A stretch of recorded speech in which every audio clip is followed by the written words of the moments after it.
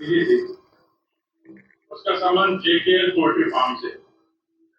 कहाँ वाले आवेला लाल डोलिया, अरे कहाँ वाले आवेला पियर डोलिया, अरे कहाँ वाले आवे रथवा सजल झंडावा उड़त हो। कहाँ माले आवे लाल डोलिया, कहाँ माले पियर डोलिया हो। बहिनी कहाँ माले आवे रथवा सजल झंडावा उड़त हो। अरे पूर्वले आवे लाल डोलिया, पछुअले पियर डोलिया, अरे अरे रथवा सजल आवे झंडावा उड़त आवे, अरे रथवा सजल आवे झंडावा उड़त आवे हो।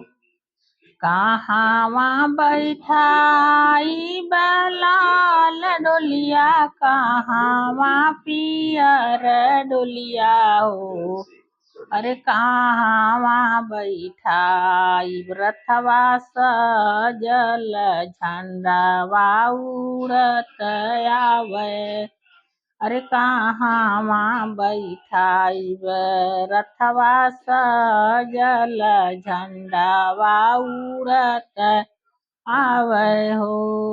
दुअरे बैठाइब लाल डोलिया, आंगने पियर डोलिया हो, अरे चौके बैठाइब रथवा सजल झंडावा उड़त आवे हो, अरे रथवा सजल आवे झंडावा उड़त आवे हो।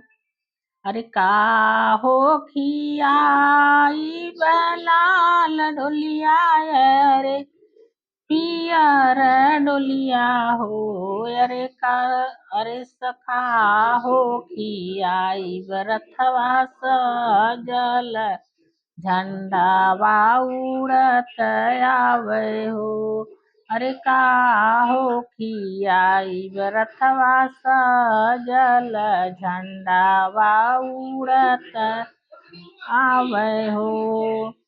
दूधवा पियाई लाल डोलिया, दहिया पियर डोलिया हो, अरे माखन खियाई रथवा सजल झंडावा उड़त आवे हो, अरे माखन खियाई रथवा सजल झंडावा उड़त आवे हो।